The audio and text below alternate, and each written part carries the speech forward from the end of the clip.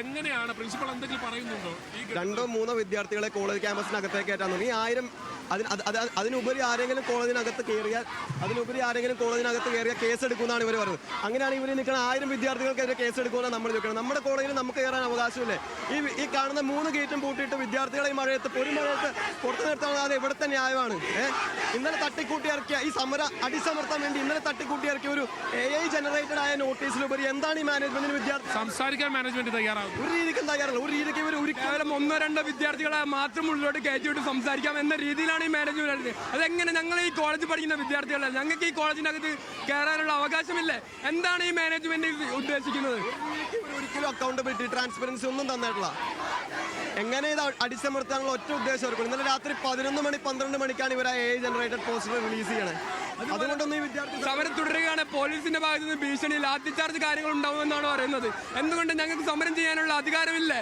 എന്താ ഒരു ജനാധിപത്യ രാജ്യമായി ഇന്ത്യ ഇവർ വിദ്യാർത്ഥികളുടെ വാ മൂടിക്കെട്ടി തുടരും? അങ്ങനെയാണ് ഹർഷം, വിദ്യാർത്ഥികളെ വാ മൂടിക്കെട്ടാനുള്ള ഒരു രീതിയിലൊക്കെ കാര്യങ്ങൾ പോകുന്നു എന്നുള്ളതാണ്. വിദ്യാർത്ഥികളോട് സംസാരിക്കാൻ ഈ ഘട്ടത്തിൽ മാനേജ്മെന്റ് തയ്യാറാവുന്നില്ല. എന്ത് സംഭവിക്കണമെന്ന് മനസ്സിലാവണില്ല. ഇതുവരെയായിട്ട് കൺട്രോൾ ചെയ്തിട്ടില്ല അവര് ഈ വിഷയത്തെ പറ്റി. അവര് സംസാരിക്കുന്നവരെ ഞങ്ങൾ തുടരുന്നു. നമ്മൾ സമരവുമായിട്ട് മുന്നോട്ട് പോകും. യാതൊരു വിധത്തിലും പിന്നോട്ടില്ല. ഇല്ല. അതുതന്നെയാണ് അവർ സമരത്തിൽ നിന്ന് പിന്നോട്ടില്ല എന്നുള്ളത് തന്നെയാണ് വിദ്യാർത്ഥികൾ പറഞ്ഞു വയ്ക്കുന്നത്. മാത്രമല്ല, ഒരു ഘട്ടത്തിലും വിദ്യാർത്ഥികളോട് സംസാരിക്കാൻ മാനേജ്മെന്റ് തയ്യാറാവുന്നില്ല. അത് വിദ്യാർത്ഥികളെ വലിയ രീതിയിൽ തന്നെ പ്രകോപനത്തിലേക്ക് എത്തിച്ചിട്ടുണ്ട്. വിദ്യാർത്ഥികളെ മാത്രമല്ല, ഒരു ധാർഷ്ട്യത്തോടുകൂടിയുള്ള പെരുമാറ്റം മാനേജ്മെന്റിന്റെ ഭാഗത്തുനിന്നും ഉണ്ടായിരിക്കുന്നു. നേരത്തെ ഞാൻ സൂചിപ്പിച്ചതുപോലെ തന്നെ പ്രിൻസിപ്പാൾ ഈ കാണുന്ന വിദ്യാർത്ഥി കൂട്ടത്തിനിടയിലേക്ക് വാഹനം ഓടിച്ചു കയറ്റുകയായിരുന്നു. വിദ്യാർത്ഥികൾ പറഞ്ഞു പോകാൻ കഴിയില്ല, മാനേജ്മെന്റിന്റെ അധ്യാപകരെ ആരും തന്നെ അകത്തേക്ക് കയറ്റിവിടില്ല, ഞങ്ങളുടെ കാര്യത്തിൽ ഒരു തീരുമാനമുണ്ടാകുക. കൂട്ടത്തിൽ ഒരാൾ മരണപ്പെട്ടിരിക്കുന്നു, ആ മരണപ്പെട്ടിരിക്കുന്ന ആളുടെ മരണത്തിന് ഉത്തരവാദികളായ ആളുകൾക്കെതിരെ നടപടി സ്വീകരിക്കണമെന്നുള്ളത് വിദ്യാർത്ഥികൾ ആവർത്തിച്ചു പറഞ്ഞിരുന്നു. പക്ഷേ അപ്പോഴൊന്നും പ്രിൻസിപ്പാളോ മറ്റുള്ള ആളുകളോ അതിന് ഒരു മറുപടി കൊടുക്കാൻ തയ്യാറായിട്ടില്ല എന്നുള്ളതാണ്. മാത്രമല്ല, പ്രിൻസിപ്പാളും വൈസ് പ്രിൻസിപ്പാളും ഈ അന്വേഷണം നടക്കുമ്പോൾ മാറി നിൽക്കണം, ആ അന്വേഷണത്തിൽ പങ്കാളികളാകരുത്, ആ ഘട്ടത്തിൽ അവരെ മാറ്റി നിർത്തി വേണം ഒരു അന്വേഷണം വേണ്ടത് എന്നുള്ളതാണ് വിദ്യാർത്ഥികളുടെ ആവശ്യം. ഈ ആവശ്യങ്ങളൊന്നും തന്നെ മാനേജ്മെന്റ് സ്വീകരിക്കുന്നില്ല എന്ന് മാത്രമല്ല, വിദ്യാർത്ഥികളെ പൂർണ്ണമായും അവഗണിക്കുന്ന രീതിയിലൊക്കെ കാര്യങ്ങൾ കൊണ്ടുപോയിരിക്കുന്നു.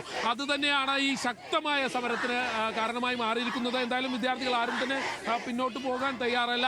അവര് തങ്ങൾക്ക് നീതി വേണം, നീതി കിട്ടുന്നതുവരെ സമരവുമായി മുന്നോട്ട് പോകും എന്നുള്ളതാണ്. ശക്തമായ മഴ, കോരിച്ചൊരിയുന്ന മഴ പെയ്യുന്നുണ്ട്. പക്ഷേ ആ മഴയൊക്കെ അവഗണിച്ചുകൊണ്ട് വിദ്യാർത്ഥികൾ സമരവുമായി മുന്നോട്ട് പോകുന്നു എന്നുള്ളതാണ് മാനേജ്മെന്റ് ഇപ്പോഴും നോക്കുകുത്തിയായിരിക്കുന്ന ഒരു സമീപനം സ്വീകരിച്ചിരിക്കുന്നത്. എന്തായാലും വിദ്യാർത്ഥികളുടെ ന്യായമായ ഒരു ആവശ്യമാണ്.